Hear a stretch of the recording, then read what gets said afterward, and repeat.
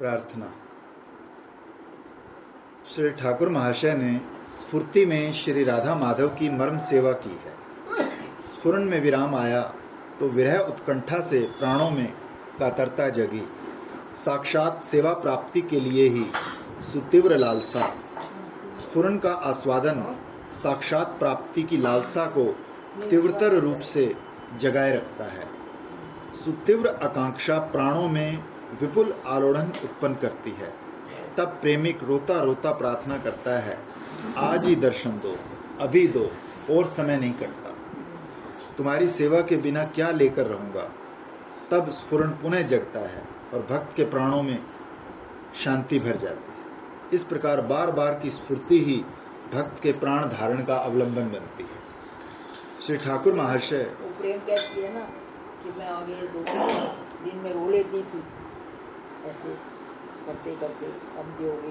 तो मुझे लगता था कि मैं कुछ कर रही हूँ। बात की सही है उसकी। कहती अब डॉक्टर ने बोला कि ज़्यादा रोगी तो आँख बंद हो जाएगी। तो इसलिए मुझे अब रोने में भी डर लगता है, तो मुझे उदासी छा जाती है कि मैं कुछ कर नहीं रही। मैं क्या भाई रोना धोना मैं कैसा उसको दे दो, मैंने कहा रोए तो वो हंसे तो वो, मैंने कहा अब हम कहाँ तक करते रहेंगे कि हम रोएं कि हंसें।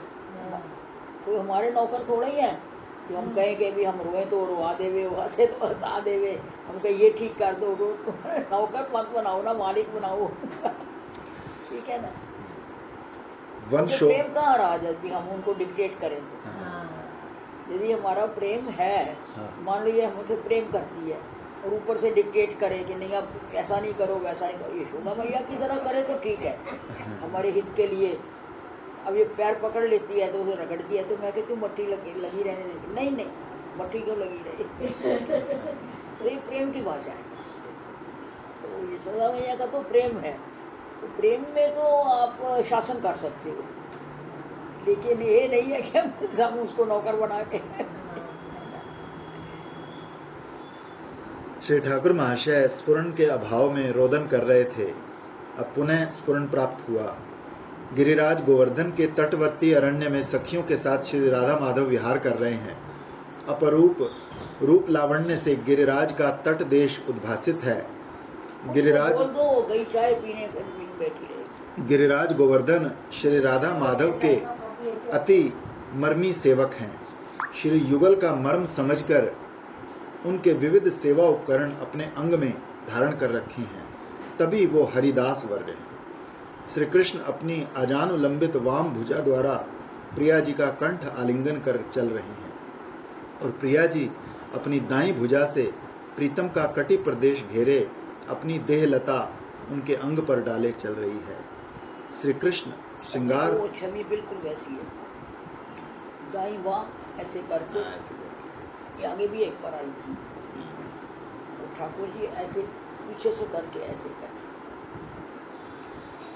श्री ठाकुर महाशय चंपक मंजरी के रूप में जल झारी और तांबुल संपुट आदि सेवा उपकरण लिए चल रहे हैं। वन शोभा का दर्शन और वर्णन करते करते युगल के मन में विपुल विलास वासना का उद्रेक हुआ है। सखियां किंकरी चंपक मंजरी को इंगित करती हैं निभृत गिरी गुहा में युगल को ले जाने का, और इंगित कर वो स्वयं वन शोभा देखने के बहाने अन्यत्र चली जाती हैं और चंपक मंजरी युगल को निभृत गिरी गुहा में ले जाकर रतन पालंक पर शयन करा देती है और स्वयं झरोखे पर आंखें रख अति आवेश में युगल विलास माधुरी आस्वादन करती है। अब विलास का अवसान हो गया है। सेवा का अवसर जान किंकरी ने गुहा में प्रविष्ट कर जो सेवा की है उसी का वर्णन है। किंकरी ने स्वर्ण झारी के सुवासित जल से युगल के श्री चरण धोए हैं और अपना सुकिंचित विपुल केश पाश खोलकर उससे श्री चरण पोंछ दिए हैं। स्वर्ण संपुट में से कपूर वासित तांबुल निकालकर युगल अधरों को अर्पित कर दिए। प्रिय सखियां भी आ गई हैं। तांबुल जगह जगह कितनी बार दिन में तांबुल खाते हैं, हर जगह तांबुल। तत्पश्चात बाहर आकर मल्लिका मालती चमेली जूही आदि सुगंधी पुष्प चयन कर माल्य रचना कर श्री राधा माधव को पहना दी है। स्वर्ण पात्र से चंदन कपूर लेकर श्री युगल के अंगों पर लगा दिया है। श्री ठाकुर महाशय की वर्णन माधुरी से सेवा रस मानो मूर्त हो उठा। सहज सरल भाषा में उन्होंने इन पदों में जो युगल सेवा का सुंदर चित्रांकन किया है वो सत्य ही विश्व में अति अतुलनीय भाव संपदा है। साधक स्वरूप आविष्ट दशा में इस समस्त सेवा माधुरी का रसास्वादन करेंगे और देहावेश को लेकर इसके माधुर्य की उपलब्धि नहीं होगी। मुझ जैसे हतभाग जीव को वृंदावन वास करके भी कोई अनुभव नहीं। देह देहिक आदि के आवेश में दिवानिशी मत स्वरूप की स्मृति मन में भी नहीं जगती। सब कुछ भजन के प्रतिकूल। जो भी हो, श्री युगल अंगों पर कपूर मिले चंदन का प्रलेप करते करते ही किंकरी के स्फुरण में विराम आ गया था। ठाकुर महाशय बाह्य अवस्था में हाहाकार कर उठे, हाय ऐसा सुदिन और कब आएगा जब मैं निकुंज शयन में संप्रयोग लीला में युगल की मुख माधुरी दर्शन का सौभाग्य प्राप्त करूंगा। कुंदलता के साथ चल रहा है, वो आपका रिकॉर्ड आपका अभी डाला नहीं है मैंने, कैसे यूट्यूब में अभी 2 दिन बाद आएगा। हमने पढ़ा था ना ये इन्हीं के संप्रदाय का भटली के वो आता था जो ओरिजिनल थे भट लिखा हुआ है।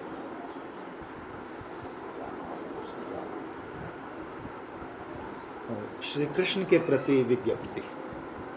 स्फूर्ति भंग होने पर श्री ठाकुर महाशय के हृदय में अतिशय दैन्य का उदय हुआ और वो साधक आवेश में श्री कृष्ण के आगे युगल सेवा के लिए प्रार्थना कर रहे हैं। पहले कहते हैं, प्रभु हे एई बार करो करुणा, युगल चरण देखी सफल करीबो आँखी, एई मोर मनेर कामना।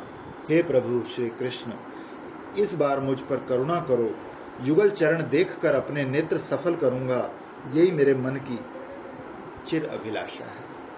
श्री कृष्ण के आगे युगल चरणों अर्थात श्री राधा कृष्ण के श्री चरणों के दर्शन की अभिलाषा व्यक्त कर रहे हैं। श्री कृष्ण प्रभु या परम समर्थ हैं, अधम पतित जनों पर भी कृपा कर उन्हें धन्य करते हैं। श्री वृंदावन में वृक्ष लताओं स्थावर जाति तक को प्रेम दान किया है, ऐसी प्रसिद्धि है। श्री राधा माधव के श्री चरण दर्शन कर नयन सफल करेंगे, यही श्री ठाकुर महाशय की चिर कामना है। युगल माधुरी का अतिशय आश्चर्यजनक प्रभाव यहाँ वर्णित है।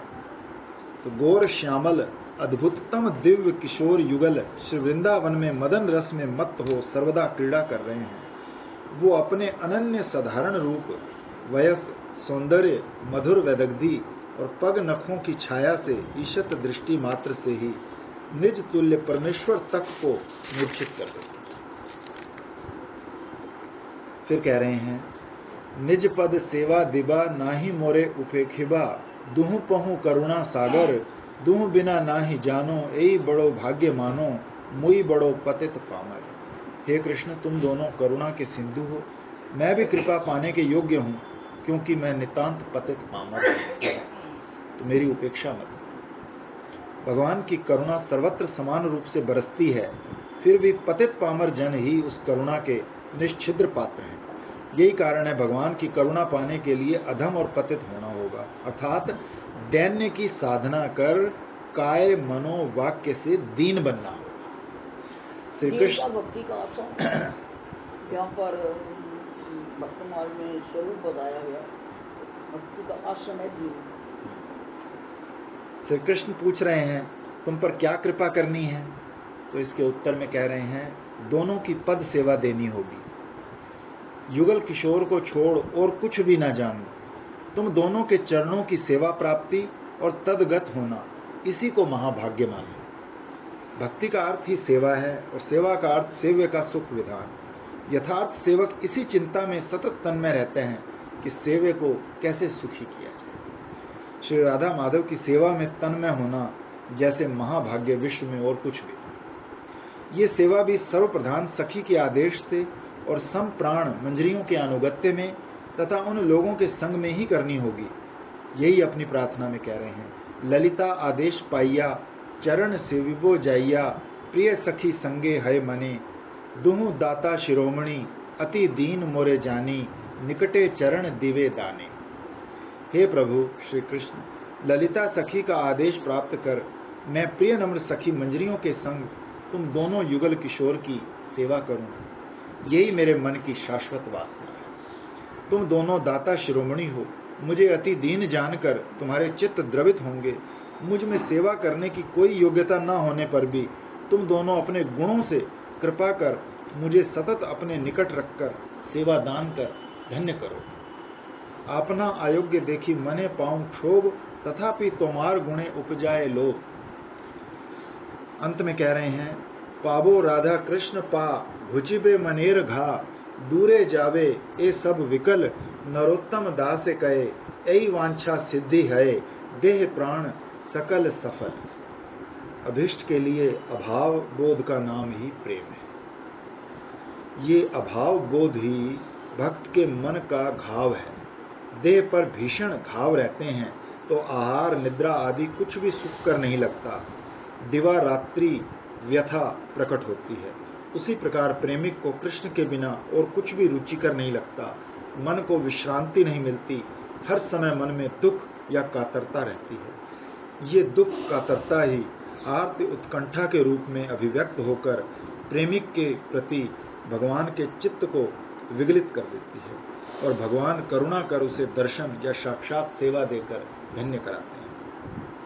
भक्त हृदय में जिनकी विरह अग्नि जाने कब से धू धू कर जल रही थी, वो मिलन आनंद में निर्वापित हुई। उस अवस्था में और दुख या विकलता कहाँ। जो धीर व्यक्ति ईश्वर का दर्शन प्राप्त करता है वही शाश्वत सुख या पराशांति पाता है। तब दुख शोक मृत्यु नहीं, केवल पूर्ण आनंद, पूर्ण रस, पूर्ण अनुभूति। अथ आक्षेप। श्री ठाकुर महाशय का दैन्य उच्छ्वास और भी बढ़ गया है। वो स्वयं को कर्म बाध्य विषय आसक्त साधारण मानव मानकर आक्षेप कर रहे हैं कि हरि हरि हाय, मेरा प्रारब्ध कर्म विषय भोग कराने के लिए सतत कमर कसे हुए है। सतत कमर कसे हुए है मतलब मेरे प्रारब्ध कर्म मुझे विषय भोग कराने के लिए कमर कसे हुए हैं, वो करा रहे हैं मुझसे। लेकिन आगे विषय भोग ना करो, ज्ञानवान नहीं पाप कमाते, तो पीछे किए धोते जाए। भक्त के ऊपर प्रारब्ध कर्म का कोई प्रभाव तो नहीं है। श्रीमद रूप गोस्वामी पाद ने श्री कृष्ण नाम अष्टक में लिखा है कि जो प्रारब्ध कर्म अविच्छिन्न तैल धारावत ब्रह्म चिंतन से भी किसी प्रकार नष्ट नहीं होता, भोग ही कराता है। हे श्री नाम, वही प्रारब्ध कर्म जिह्वा अग्र पर तुम्हारा स्फुरण होते ही नष्ट हो जाता है। फिर भी देखो, इतने बड़े बड़े संतों को भी प्रारब्ध भोग कहो या दूसरों का लिया हुआ जो भी कुछ कहो, भोगना ही पड़ता है। इसलिए भजन निष्ठ भक्त के प्रारब्ध का रहना संभव नहीं, उसका सुख दुख आदि भोग भगवान की इच्छा से होता है। तो इच्छा से ही है, लेकिन वो अपनी इच्छा से भोग तो भोग चाहते ही है ना। मैं आपको बताया अटल की पत्री में लिखा है कि ये रोग नहीं है, रोग होता तो दवाई लिख देते। उन्होंने मुझे स्वयं बताया मेरे किसी तीसरे जन्म का भोग, 3 जन्म पीछे, 2 जन्म के तो भोग चुके थे वो, ये तीसरे जन्म का कोई भोग है, 4 साल तक। तथापि दैन्यवश भक्त सोचता है कि उसका भजन साधन नहीं है, अतः उसके प्रारब्ध कर्म का प्रभाव अक्षत बना हुआ है। तभी श्री ठाकुर महाशय कहते हैं कि उनके प्रारब्ध ने उन्हें विषय भोग के लिए बाध्य कर दिया है, इसीलिए उनकी मति स्वभावता विषय कुटिल है। सत्संग में श्री हरि कथा श्रवण कीर्तन से उनकी मति भगवान निष्ठ हो सकती थी, पर हाय, सत्संग में भी रति नहीं हुई। दुरंत संसार से निस्तार पाने का और कोई उपाय नहीं। इसका मतलब दीदी, जो रोग खींचना वो भोग है, जो रोग खींचना वो भोग। कोई भोग नष्ट हो जाते हैं भजन करने वालों के और शरणागति से, लेकिन कोई बहुत स्ट्रांग होता है तो वो भोगना पड़ता है। जैसे चंद्रशेखर बाबा कब तक लेटे रहे, लेकिन उनको कोई शरीर में फर्क नहीं पड़ता। एक कोई साधक आया, जब राजेंद्र जी का भी एक्सीडेंट हुआ था, तो वो बहुत शायद उनको दर्द होती होगी या चिल्लाते होंगे कुछ ऐसा, तो वो यहाँ आया देखने कि उनकी तो एक ही हड्डी में नुक्स है। वो मैं सुना है कि उनके 2-2 सारी स्पाइन ही ऐसे, उनका क्या हाल होगा। तो वो आया तो हैरान हो गया, बैठ के हम उन्होंने बैठा दिया नारायण ने। वो तो अपना सत्संग करते रहे। वो कहते यहाँ तो कोई दर्द का नाम ही नहीं है। तो पूछा उसने कोई पेन किलर ले, तो कहते कुछ जो ये दे दे वे ले लेते हैं, ऐसे ही उन्होंने कह दिया। यहाँ कोई दर्द का बात नहीं। और आखिरी दिन तक करते रहे, व्हील चेयर पर उनको ले जाते, हॉल में बैठा देते, खूब अपना दसम स्कंद पढ़ाते। हे अच्युत, संसार मरुस्थल में भ्रमण करते जीव का जब संसार नाश का समय आता है तभी उसे सत समागम प्राप्त होता है, और सत्संग होने से ही महतगण की एकमात्र गति कार्य कारण नियंता तुम में मति उत्पन्न होती है। इसलिए सत्संग ही विषय कुटिल मति के भगवाननिष्ठ होने का अमोघ साधन है। श्री ठाकुर महाशय कहते हैं, सत्संग के बिना तरने का मार्ग नहीं है। श्री भागवत के वचन हैं, महत संगा या महत सेवा ही विमुक्ति का द्वार है। इसके पश्चात श्री ठाकुर महाशय पतित पावन गौरांग नित्यानंद अद्वैताचार्य श्रीमन महाप्रभु के पार्षद वृंद का स्मरण कर स्वरूप सनातन रूप धिक धिक नरोत्तम दास, इस अवशिष्ट अंश में आर्ति से भरकर आक्षेप करते हैं। श्री स्वरूप दामोदर, श्री सनातन, श्री रूप, श्री रघुनाथ दास, श्री रघुनाथ भट्ट, श्री गोपाल भट्ट और गुरुदेव श्री लोकनाथ प्रभु, ये सभी भक्ति सिद्धांतों के सागर तुल्य हैं। आचार प्रचार द्वारा ब्रज की उन्नत उज्ज्वल रसमयी अति रहस्यमय भजन साधना आपामर जगत जनों को बांटने के लिए ही श्रीमन महाप्रभु के साथ इन सब का अवतार है। ये भजन साधना है अनर्पित चरित, जो श्रीमन महाप्रभु की करुणा का अवदान है। श्री ठाकुर महाशय कहते हैं, यदि इन लोगों के श्रीमुख से श्री गौर गोविंद कथा सुन पाता तो मन की व्यथा दूर होती और मेरी विषय कुटिल मति शुद्ध होकर श्री भगवत पाद पद्मों में निविष्ट हो पाती। अपार करुणा के पारावार पतित पावन श्री गौर सुंदर, निताई चांद, अद्वैत प्रभु और गदाधर श्रीवास आदि भक्त वृंद का स्मरण करके कहते हैं, जब महाप्रभु ने नवद्वीप में अवतीर्ण होकर सपार्षद प्रेम वितरण किया तब मेरा जन्म क्यों नहीं हुआ। तब जन्म होता तो वो पत्थर पिघलाने वाली करुणा की लीला, वो अति अद्भुत प्रेम वितरण कौतुक, वो अपूर्व नृत्य कीर्तन रंग देखकर नेत्रों को धन्य कर पाता। हाय, अब इस देह की क्या आवश्यकता, देह भार ढोने के अतिरिक्त इस व्यर्थ जीवन की और कोई सार्थकता नहीं। श्री नारायणी नंदन व्यासावतार श्री वृंदावन दास ठाकुर ने भी स्थान स्थान पर आक्षेप किया है। हैलो पापिष्ठ जन्म तखने न हैलो, हैनो महा महोत्सव देखिते न पाइलो। दैन्य की मूर्ति श्री हरिदास ठाकुर ने किस अद्भुत आरती और दैन्य के साथ महाप्रभु के संग विहार किया। किस प्रकार श्रीमन महाप्रभु ने पार्षद वृंद के साथ महा संकीर्तन, भोजन विलास आदि महोत्सव किए। उस सुख विलाव का दर्शन नहीं कर पाने के कारण श्री ठाकुर महाशय का हृदय भरा है आरती से और आक्षेप करते हैं कि मोर दुखेर कथा, जन्म गुआनु वृथा, धिक धिक नरोत्तम दास। हमारे गुरु जी कहते थे, हम जब भी होंगे, एक बार कहा मैं क्या महाराज जी 500 साल पहले क्यों ना हमारा जन्म हुआ। कहते नहीं हुआ होगा, तो तभी तो इस संप्रदाय में दीक्षित हुए हैं। बोले महाप्रभु का संग संतों के थ्रू क्यों मिला, तो ये हुआ होगा, हम तभी थे।